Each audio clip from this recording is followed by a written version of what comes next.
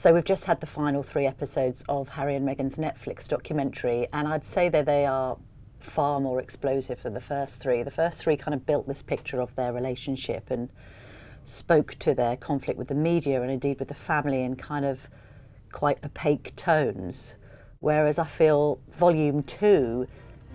First time that the penny dropped for her, Em and I spent the night in a room in Buckingham Palace after an event where every single member of the family, senior members of the family had been, including the Queen. And on the front page of the Telegraph, Meghan. I went, oh my God. It's kind of a declaration of all-out war against the institution of monarchy and those in it. There was a real kind of war against Meghan, and I've certainly seen evidence that there was negative briefing from the palace against Harry and Meghan to suit other people's agendas. I mean, it's deeply personal. There are moments in it where Harry talks about how at the Sandringham summit, where they worked out the details of the divorce deal, the so-called Megxit deal, that he was terrified because William was screaming at him. He accuses his father, the king, of making statements that simply weren't true.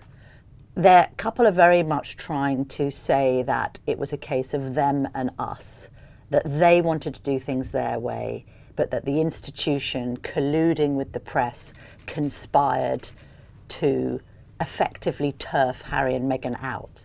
This barrage of negative articles about the breakdown of the relationship with her father was the final straw in a campaign of negative, nasty coverage about her. Now, obviously, recollections may vary about that version of events, but you look at the documentary and think, what are you actually trying to achieve here? Are you really, at the end of the day, Meghan talks about wanting to find peace, but as you watch these 3 quite explosive episodes, you're getting the distinct impression that the intention is to not necessarily tear down the institution of monarchy, but certainly to destabilize it. But there's real estate on a website homepage. There is real estate there on a newspaper front cover, and something has to be filled in there about someone royal. They're trying to say basically that the royals are in cahoots with the media and it's wrong and it's corrupt, and that is extraordinarily incendiary. It's quite something to say that about the institution that your father is now at the helm of and that your brother is going to succeed in being at the helm of. When someone who's marrying in, who should be a supporting act, is then stealing the limelight or is doing the job better than the person who was born to do this, that upsets people. It shifts the balance. There's a number of key quotes in there with regard to the Queen, the late Queen's role in things. And I think the couple are trying to say that she was overridden by her advisors, that the advisors came in and stopped Harry and his grandmother having this meeting about them wanting to leave the country or have a hybrid role in the royal family.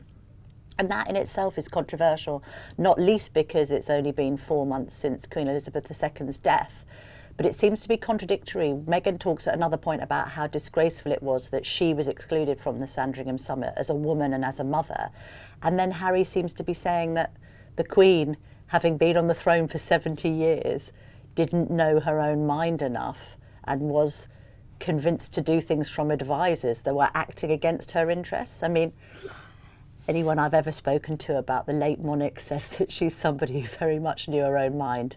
And although she would take direction from others, ultimately she is the head of state and the head of that family. One of the most stark accusations in the documentary is the suggestion by Harry that he believes that the Mail caused Meghan's miscarriage because of the legal action between both parties. Obviously, he doesn't have any concrete evidence to back that up. That's just his feeling. And one can be sympathetic with that view, I think. But equally, that characterises a lot of this. There are lots of feelings and lots of accusations, but not all that much evidence to back any of them up. They were happy to lie to protect my brother. They were never willing to tell the truth to protect us. Prince Harry and Meghan Markle. The rogue royals. The media is treated in the round. So you have the so-called royal press pack, which either is a PR arm of the palace or has made his life a misery. Those two statements can't exist in tandem, so it's hard to work out whether we are in the pay of the palace or not. But regardless, I'm not in the pay of the palace. The idea that the palace hands us stories on the plate, if only it were that easy. So you have the whole of the media in their minds. That includes the royal press pack, the broadsheets, the tabloids, anyone on Twitter, all of the foreign magazines, the American paparazzi, the UK paparazzi. Actual Twitter trolls are apparently, they're the fault of the tabloids. So the whole attempt is to just tar everyone with the same brush. There is no nuance, there is no difference between legitimate royal reporting of, say, his Invictus Games initiative and somebody online writing something about avocados. But then that's the intention. It's like to kind of scattergun everyone. It's the same with the royals, you know, tar them all with this brush, that they are institutionalised.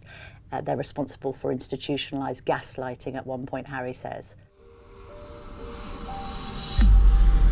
We are on a freedom flight. To see this institutional gaslighting. There's one particular moment that I think is quite intrusive into both sides' privacy in a way, when they are talking about the aftermath of the Oprah Winfrey interview. Meghan is talking, and then she's talking on the phone, and then suddenly she says, oh, Harry's just got a text from his brother, and then Harry needs to be consoled because he doesn't know what to do. And you think, goodness me, you're getting quite a glimpse behind the scenes here from a couple who, well, they now claim it wasn't ever about privacy. But there is something contradictory about that. I suppose they want control over the invasion of their own privacy. They don't mind their privacy being invaded, provided it's on their terms and on Netflix. The couple talk a lot about the mental health issues they've suffered, and I think will garner a huge amount of sympathy for the extent to which they claim to have been terrorised by the tabloids. I was being fed to the wolves. They were actively recruiting people to disseminate disinformation. Meghan talks about significant mental health problems that led to her contemplating suicide. You then have her mother Doria backing up that account. And we heard a bit of that on Oprah, but to hear it from the Duchess so directly is obviously quite stark and shocking. But then, if one looks at the other side of the story, and there are always two sides to every story, and this is just a one-sided view, the other side of the story might beg the question, how is this going to affect the mental health of those that you're pointing the finger at? How are the Prince and Princess of Wales going to be dealing with this documentary? How is the King? And maybe that's not a primary concern for the couple right now.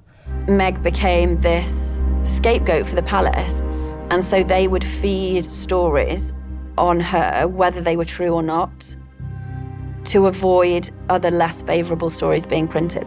All of the voices in the documentary, like the beginning, are all loyal and in support of them. They have bought into the Sussex premise, which is that they were victims of an institution that operated against them. They just wanted to be free.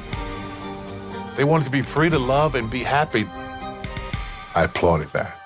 There's no alternative narrative at all. There's no narrative from the press saying, well, actually, it wasn't quite like that, and just because a headline is negative doesn't make it wrong or indeed racist, that actually a bullying complaint was issued against you because people questioned your behaviour behind the scenes, and it's only natural that these stories do end up in the papers.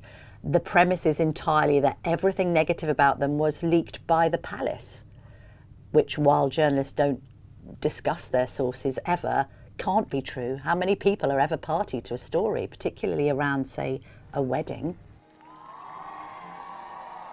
In general, you look at the documentary, and after those whole 6 episodes, just think there can be no way back for this relationship. How on earth now can the likes of William and Kate and Charles and Camilla ever have a relationship with a couple who have basically accused them of so much wrongdoing? I mean, I wonder what they will make of Harry's suggestion that he hasn't had any genuine apology for what's happened. My impression is that the royals wouldn't mind an apology. The royals might be saying, look, we understand you were aggrieved, but did you really have to film 6 hours of footage telling us all how bitter you are about this and trying to sully our names even further. If you wanted to go quietly, just go quietly. But then, as Meghan says at the end, you know, it was about, she wants to find peace, but she can only do that by getting to the truth. But as has been the case through this entire process, from the Megxit statement to Oprah Winfrey to this documentary, it is a truth, it's their truth, but it's not representative of the whole truth, because how can it be when it's a one-sided story? Not necessarily with any proof, but that doesn't seem to be, truth is at the heart of this documentary, but not necessarily proof.